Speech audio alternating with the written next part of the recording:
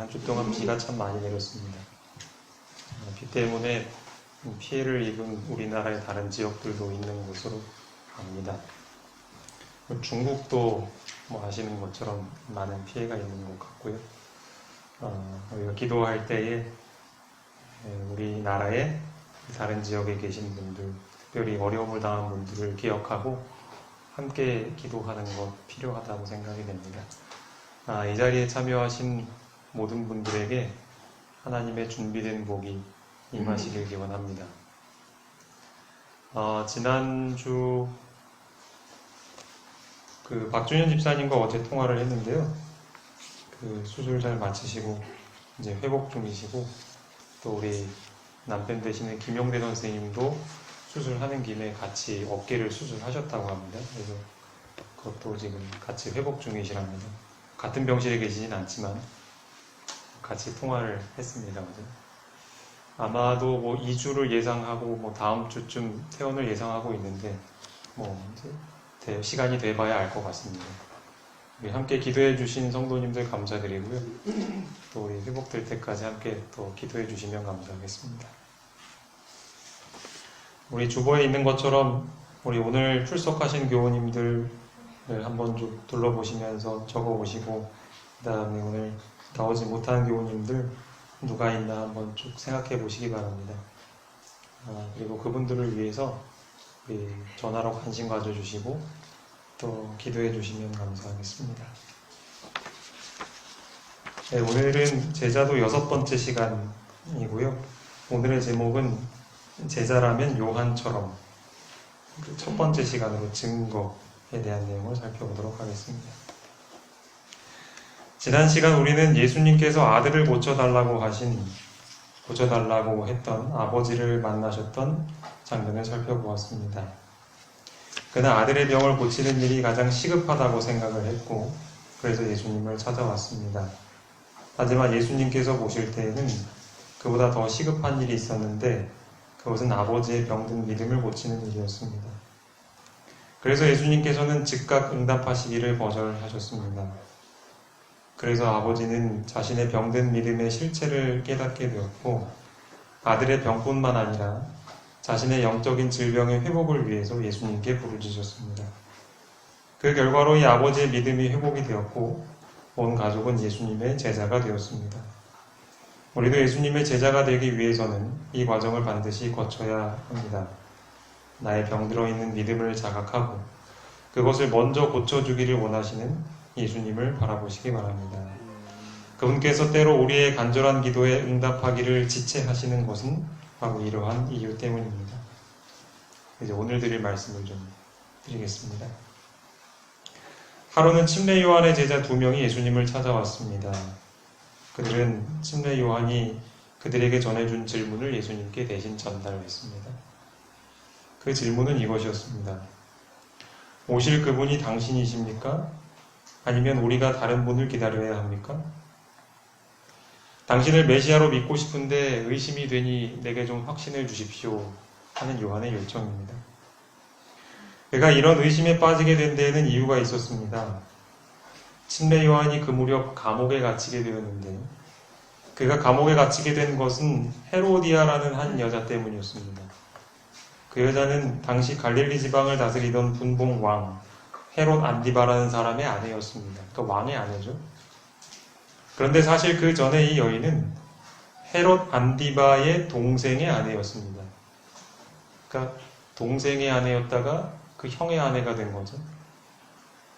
침례 요한은 이런 비정상적인 관계를 두 사람을 책망을 하였고요. 이를 못마땅하게 여겼던 헤로디아는 남편인 헤롯 안디바를 부추겨서 요한을 투옥시켜 복수한 것입니다. 적극적으로 활동하다가 하루 종일 아무것도 할 수 없는 감옥에 갇혀있는 침례 요한은 시간이 지나면서 점점 무력해지게 되었습니다. 또한 이따금씩 요한의 제자들이 찾아와서 예수님에 대한 소식을 들려주었는데, 들을수록 예수님이 과연 메시아인지 의심이 드는 것입니다. 과연 그분이 메시아라면 그분을 위해서 복음을 전했던 자신을 구하러 와야 되는 게 아닌가? 과연 그분이 메시아라면 고통받고 있는 가난한 자들을 구원하기 위해 왕으로 나타나셔서 로마의 압제로부터 그들을 구해내셔야 하는 게 아닌가. 그런데 여전히 그분은 죄인들과 섞여서 식사하시고 사람들을 가르치고 병자를 고치실 뿐이었습니다. 하지만 요한은 이러한 의심의 이유들을 뒤로하고 그리스도에 대한 자신의 믿음을 여전히 버리고 있지 않았습니다.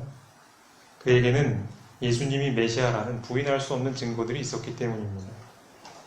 그래서 그는 자신의 제자 2명을 보내어서 질문하게 된 것이죠. 예수님께서는 요한의 제자들에게 즉시로 대답하지 않으셨습니다. 그들은 예수님이 왜 침묵하시는지 궁금했습니다. 하지만 그저 기다리면서 지켜볼 뿐이었습니다. 병자들이 예수님께 나아왔고 그분의 능력으로 고침을 받았습니다. 또한 그분께서는 백성들에게 말씀을 가르치셨습니다. 그리고 그러는 동안 날이 뉘엿뉘엿 저물어 갔습니다. 드디어 예수님께서 자기에게 질문한 제자들을 부르셨고 그들이 목격한 것을 침례 요한에게 전해주라 이렇게 명령하셨습니다. 그리고 거기에 덧붙여서 한마디를 더 하셨습니다. 누구든지 나 때문에 실망하지 않는 사람은 복이 있을 것이다. 그들은 예수님께 들은 답을 요한에게 전해주기 위해 떠났습니다. 그들이 떠난 후에 곁에 서 있는 사람들을 향해 예수님은 요한에 대해 이렇게 이야기하셨습니다. 화면을 넘겨주세요. 마태복음 11장 7절로 10절입니다. 글씨가 좀 작게 나오네요. 제가 읽어보겠습니다. 그들이 떠남에 예수께서 무리에게 요한에 대하여 말씀하시되 너희가 무엇을 보려고 광야에 나갔더냐? 바람에 흔들리는 갈대냐? 그러면 너희가 무엇을 보려고 나갔더냐? 부드러운 옷 입은 사람이냐? 부드러운 옷을 입은 사람들은 왕궁에 있느니라. 그러면 너희가 어찌하여 나갔더냐? 선지자를 보기 위함이었더냐? 옳다. 내가 너희에게 이르노니 선지자보다 더 나은 자니라. 기록된 바 보라 내가 내 사자를 내 앞에 보내노니 그가 내 길을 내 앞에 준비하리라 하신 것이 이 사람에 대한 말씀이니라. 예수님께서는 요한을 당시의 랍비들과 제사장, 관원들과 대조하여서 이야기하셨습니다. 그들은 여론의 바람에 이리저리 흔들리면서 허식을 사랑하고 사람들의 지지를 갈구하는 사람들이었습니다. 하지만 그에 반해 요한은 어떤 부류의 사람들 앞에서도 흔들림 없이 솔직하게 기별을 전했습니다. 예수님은 요한이 바로 성경에 예언된 메시아의 앞길을 준비하는 그 선지자임을 확증하신 것입니다. 과연 예수님의 표현처럼 침례 요한은 역대의 어떤 선지자들보다도 훌륭한 사람이었습니다. 예수께서 인정하신 선지자 침례 요한의 생애를 통해서 이 시대에 예수님의 제자가 되어야 할 우리도 배워야 할 교훈이 있습니다. 다음 화면 보겠습니다. 시대 소망 220쪽입니다. 요한이 이 사람을 가리켜 말하는 것은 다 참이라. 주님의 제자된 자는 누구나 그리스도에 대하여 이런 증거를 전하도록 부름을 받고 있다. 요한이 예수님의 초림 전에 사람들에게 예수님을 증거했죠. 마찬가지로 이 시대의 제자들은 예수님의 재림이 있기 전에 사람들에게 예수님을 증거해야 합니다. 그리고 그들이 전하는 예수님은 요한이 그랬던 것처럼 모두 참이어야 합니다. 다시 말해 그들의 기별 가운데 예수님에 대한 거짓이 섞여서는 안 된다는 것입니다. 다음 화면 넘겨주세요. 마태복음 24장 11절입니다. 거짓 선지자가 많이 일어나 많은 사람을 미혹하겠으며 라고 했습니다. 이 말씀은 예수님께서 말씀하신 재림 때에 있을 징조 중에 하나입니다. 예수님의 재림이 가까워 올수록 거짓이 섞인 예수님에 대한 말이 판을 치게 될 것이라는 사실입니다. 우리는 이 말씀을 많이 들어왔습니다. 그리고 이 말씀을 들을 때마다 이상한 기별을 전하는 누군가를 머릿속에 떠올리실 것입니다. 그러나 내가 예수님의 제자로서 거짓이 섞인 예수님을 사람들에게 증거하게 된다면 나도 거짓 선지자가 될 수 있다는 것입니다. 이 말씀은 단순히 거짓 예수를 가르칠 누군가를 주의하라 라는 의미뿐만 아니라 내가 거짓 예수를 전하는 거짓 선자가 되지 말라 라고 주신 하나님의 경고이기도 한 것입니다. 이런 의미에서 볼 때 우리가 감당해야 할 사명의 무게가 실로 무겁다고 우리는 느낄 수 있습니다. 과연 나는 어떻게 참 예수님을 전하는 선지자가 될 수 있을까요? 우리는 침례 요한을 통해 그 비결을 배워야 할 것입니다. 저는 그 비결을 오늘 크게 세 가지로 설명을 드릴까 합니다. 첫 번째로는 성령 충만입니다. 한 번 더 넘겨주세요. 누가복음 1장 15절과 16절 말씀입니다. 이 말씀 좀 함께 읽어보실까요? 시작.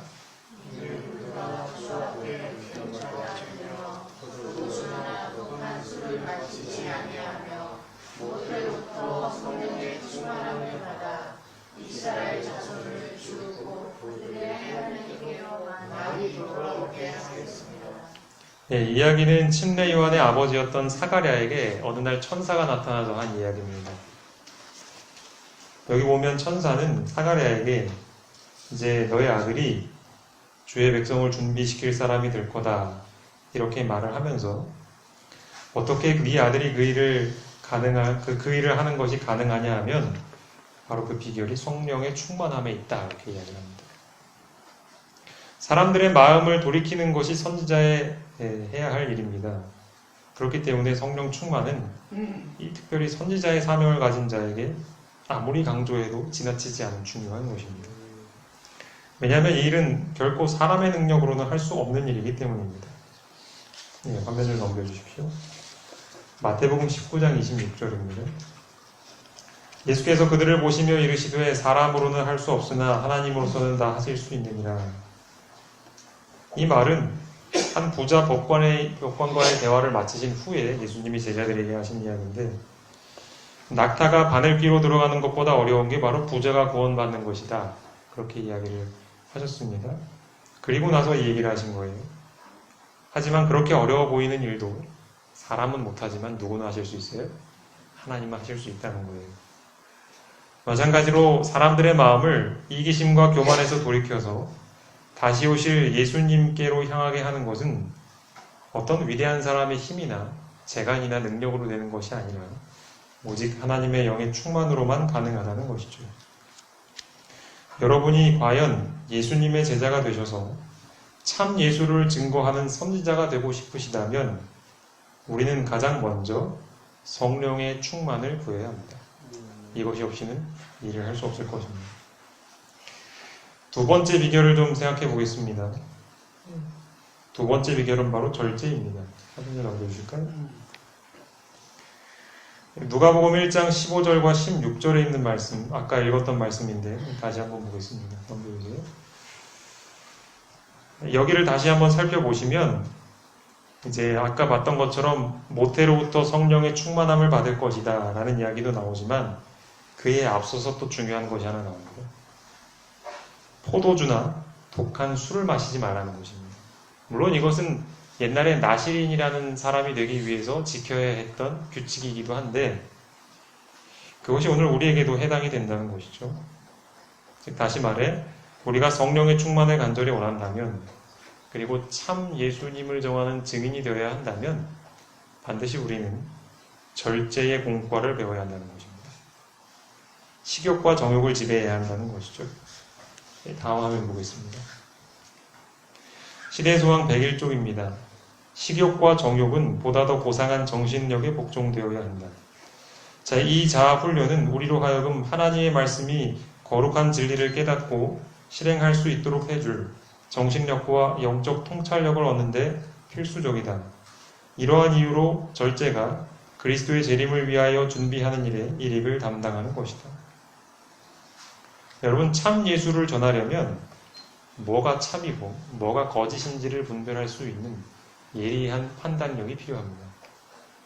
만일 재물에 대한 욕심, 또 남에게 자랑하고 싶어 하는 마음, 또 먹고 마시는 일을 즐기는 마음, 이러한 것들이 우리의 우선순위라면 우리의 영적인 분별력은 흐려지고 죄에 대한 감각은 무뎌질 수밖에 없습니다. 우리의 영적인 안경에 죄라는 더러운 오물이 묻어 있다면 우리는 그것을 반드시 닦아내야 합니다.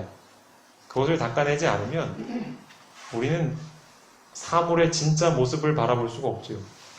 그래서 우리 안경 쓰신 분들 안경을 늘 닦으시잖아요. 식욕과 정욕을 제어하는 일은 해도 되고 안 해도 되는 일이 아닙니다. 우리가 이 시대에 예수님의 재림에 앞서 사람들의 마음을 그분께로 이끌려면, 그리고 그분 앞에 진짜 예수님이 어떤 분인지를 소개하려면 우리는 절제의 공과를 반드시 지금 배워야 하는 것입니다. 이 일을 시작하지 않는다면 우리는 예수님의 제자도 될 수 없고 그분의 참 증인도 될 수 없는 것입니다. 세 번째로, 우리가 침례 요한과 같이 참 증인이 되려면 광야로 가야 합니다. 네, 이것은 참 중요한 것인데요. 하나님께서는 요한을 참 선지자로 준비시키기 위해 그를 광야라는 장소로 부르셨습니다. 이 광야에는 아주 중요한 의미가 담겨 있습니다. 일단 그가 광야로 갔다라는 것은 무엇을 의미하냐 하면 랍비의 학교, 그 당시에 선생님을 랍비라고 불렀거든요. 랍비의 학교에서 교육받지 않았다라는 것을 의미합니다. 예. 시대소왕 101쪽입니다. 하나님께서는 성경을 해석하는 방법을 습득하도록 신학을 가르치는 교사들에게 그를 보내지 않으셨다. 이 바로 신학을 가르치는 교사가 랍비들이죠. 하나님께서는 요한에게 천연계와 그 천연계의 하나님을 배우도록 하기 위하여 그를 광야로 부르셨다. 자, 분명 그 당시에 회당이 있었고 또 학교가 있었으며 랍비들이 있었습니다. 이것들은 모두 유대 민족들이 하나님에 대해서 가르치고 배우기 위해서 세웠던 기관이고 또 사람이었습니다. 오늘날로 말하면 삼육학교나 신학과 교수님들, 목사님들 이런 분들이겠죠? 그런데 왜 하나님께서는 그렇게 사람들이 하나님을 가르치도록 정해놓은 사람이나 기관을 배제하고 왜 그를 광야로 부르셨을까요? 시대소망에 보면 그곳에서 받게 될 훈련이 요한에게 맡겨진 사명을 감당하는데 부적당한 사람이 되게 하기 때문입니다. 이것은 생각하면 할수록 충격적인 말입니다. 하나님을 가르치기 위해 배웠던 기관과 교사인데 오히려 그것이 하나님을 전하는 데 있어서 방해가 된다는 거예요. 이 자리에 지금 서서 말씀을 전하고 있는 저도 아시듯이 삼육대학교 신학과와 신학전문대학원을 졸업한 사람입니다. 그렇기 때문에 저는 이 말씀이 참 의미심장합니다. 저에게. 여러분, 어떤 목사가 하나님의 부름을 받은 참된 기별자라고 할 수 있을까요? 그 사람이 정통 신학대학을 졸업하고 또 그 과정을 잘 이수한 것이, 혹은 합회에 인준을 받고 안수를 받은 것이 그 증명이 될 수 있을까요? 말씀은 그렇지 않다고 합니다. 그것만으로는 충분하지 않대요. 성령의 도우심으로 성경과 천연계를 통해 하나님께 진리를 직접 배운 사람이야말로 하나님의 인정을 받는 기별자입니다. 그것만으로 충분한 것이 아니라 그것이 오히려 방해가 된다는 것이 지금 말씀드린 이 과정, 다시 말해 성령의 도우심으로 하나님께 직접 진리를 배우는 그 과정을 거쳐야만 우리는 하나님의 참된 증인이 될 수 있는 것입니다. 근데 요한이 그랬습니다. 이것이 오늘 우리에게 의미하는 바가 무엇일까요? 만약 여러분 가운데 나는 정말로 참 예수님이 어떤 분인지 알고 싶다. 나는 그래서 그 참 예수님을 사람들에게 전해서 재림을 준비시키는 일을 하고 싶다 라고 하신다면 여러분이 누군가의 설교에 의존하지 마시기 바랍니다. 성경과 진리에 대해서 누군가가 가르친 것만으로 만족하지 마시기 바랍니다. 개인 성경 연구를 등한히 하지 마시기 바랍니다. 직접 성경을 펴셔서 성령의 도우심을 구하면서 성경을 연구하시기 바랍니다. 그리고 그 속에 나타나는 예수님의 참 모습을 알게 해달라고 하나님께 부르짖으시기 바랍니다. 그렇게 될 때 우리도 요한처럼 거짓이 섞이지 않은 예수님을 보게 될 것입니다. 요한은 밤낮으로 구약 성경에 예언된 메시아를 연구하였습니다. 그리고 하늘과 무지개, 그가 뭐 광야에서 볼 수 있었던 게 있겠습니까? 우리처럼 TV를 켜서 보거나 무슨 스마트폰을 켜서 무슨 뉴스를 보거나 유튜브 영상을 보거나 할 수 있겠습니까? 아무것도 없었잖아요. 그가 볼 수 있는 하늘, 하늘에 떠오른 무지개, 또 저녁 노을, 또 아침에 떠오르는 해, 그 다음에 밤하늘의 별들, 그리고 뭐 광야에는 또 더더군다나 식물이 별로 없잖아요. 아주 우뚝선 바위들, 산들. 그렇게 생각해보면 참 이 철암이 비슷한 것 같아요. 바위도 많고 산도 많고. 어떻게 생각해보면 이 장소는 우리에게 주신 축복의 장소인 것 같기도 합니다. 요한도 그런 장소에서 하나님이 만드신 천연계를 보면서 그분을 묵상한 것입니다. 성경과 천연계가 그의 교과서였어요. 어떤 인간의 편협하고 이기적인 해석이 섞이지 않은 참 메시아의 모습을 그는 충분히 묵상하고 본 것입니다. 그는 아름다우신 왕을 바라볼 때 자신을 잊어버렸다. 여러분, 이 문장 깊이 생각해 보시기 바랍니다. 여러분이 성경을 읽으시면서 혹은 예언의 신을 읽으시면서 혹은 설교 말씀을 들으시면서 이런 경험 해보신 적 있으십니까? 그 말씀을 통해서 뚜렷하게 드러난 예수님의 모습을 보면서 지금 나의 모습을 잊어버리고 몰입될 만큼 그렇게 말씀에 빠져보신 경험이 있으신지요? 그런데 요한은 그저 성경과 천연계를 통하여 바라본 그 예수님의 깊이 빠져서 지금 자신의 모습을 잊어버렸대요. 이것만으로 충분한 거예요. 그는 거룩하신 위엄을 바라보고 자기 자신의 부족과 무가치함을 느꼈다. 그러니까 요한이 바라본 그 예수님의 모습은 너무나 완전했어요. 우리도 예수님의 완전한 모습을 보면 누구나 우리 자신의 무가치함을 느끼게 됩니다. 그런데 우리가 아무리 성경을 읽고 설교를 듣고 혹은 예언의 신을 읽고 해도 내 자신이 진짜 가망성 없는 죄인이구나 이 사실을 느끼지 못한다면 아직도 우리는 그 예수님의 온전한 모습을 보지 못했기 때문이에요. 진짜 깨끗한 걸 봐야 얼마나 더러운 게 느껴지는 것처럼 요한이 그랬어요. 그는 하나님을 바라보았기 때문에 사람을 두려워하지 않고 하늘이 보낸 기별자로 나갈 준비가 되어 있었다. 그가 그토록 그 당시의 권세자들 두려워하지 않고 기별을 전했던 비결이 여기 나와 있잖아요. 예수님의 온전하신 모습을 보았기 때문에. 뭐 그의 타고난 천성이 용감하고 직설적으로 말을 하고 그래서가 아니에요. 예수님을 온전히 봤기 때문에. 그분이 얼마나 크신지, 그분이 얼마나 순결하시고, 그분이 사람에 비해 얼마나 크고 능력이 많고 두려워해야 할 분인지를 봤기 때문에 저절로 그의 마음속에는 사람을 두려워하지 않게 된 거예요. 요한은 광야에서 그런 예수님을 본 겁니다. 예수님이 다시 오실 때가 가까워지고 있습니다. 우리는 여러 가지 징조들을 통해 그것을 매일매일 느끼고 있습니다. 따라서 온 세상에 참 예수님을 알고 전해야 할 많은 증인들이 필요합니다. 하지만 우리는 뉴스를 통하여 그리고 우리 주변의 소식을 통하여 이러한 참 예수님 대신 사람들이 전파하는 거짓 선지자들의 소식을 많이 듣고 있지 않습니까? 자신이 목회자라 하면서 혹은 자신이 그리스도인이라고 하면서 그들의 삶으로 그들의 말로는 전혀 다른 예수를 증거하고 있는 모습을 우리는 봅니다. 우리는 그러한 모습을 보면서 안타까워하면서 혀를 차기도 하는데 하지만 우리는 뒷짐지고 서서 그들을 비방할 자격이 우리에게 있을까? 여전히 뒤로 물러서서 참 하나님을 아는 일과 또 그러한 참 하나님을 전하는 일에 주저하고 있는 우리의 모습은 과연 하나님 보시기에 어떨까요? 혹은 성령의 깨우침 없이 언젠가 들었던 예수님에 대한 지식들을 전하고 난 이걸로 됐어라고 만족하고 있지는 않은가?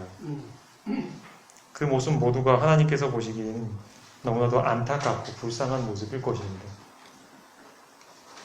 아까 읽었던 말씀 다시 한번 좀 보겠습니다. 한번 넘겨주세요. 이 말씀 같이 한번 읽어보실까요? 요한이 시작. 요한이 한 사람을 가리켜 말하기를 주의 제자 된 자는 누구나 그리스도에 대하여 영원한 것을 전하도록 부름을 받고 있다. 우리가 누군가에게 예수님을 전했을 때 그 사람이 후일에 재림하시는 예수님을 바라보면서 이보게 당신이 나에게 말한 게 진짜였네. 그런 소리 듣고 싶지 않으세요? 그럴듯한 기별 말고요. 저는 우리 모두가 이 부르심에 응하여서 요한과 같은 참 선지자가 되기를 간절히 바랍니다. 그리고 우리 가운데 정말로 이 길을 가기를 갈망하시는 분이 계시다면 그런 분들에게 하나님께서 성령 충만을 허락해 주시기를 간절히 바랍니다. 그리고 그 외에 제가 드렸던 절제와 또 이 광야의 의미들을 다시 한번 되새기시면서 내가 다시 한번 예수님의 참 제자, 다시 말해 참 예수님을 알고 바르게 전할 수 있는 그런 능력 있는 증인들이 우리 모두가 되길 바라면서 말씀 마치겠습니다.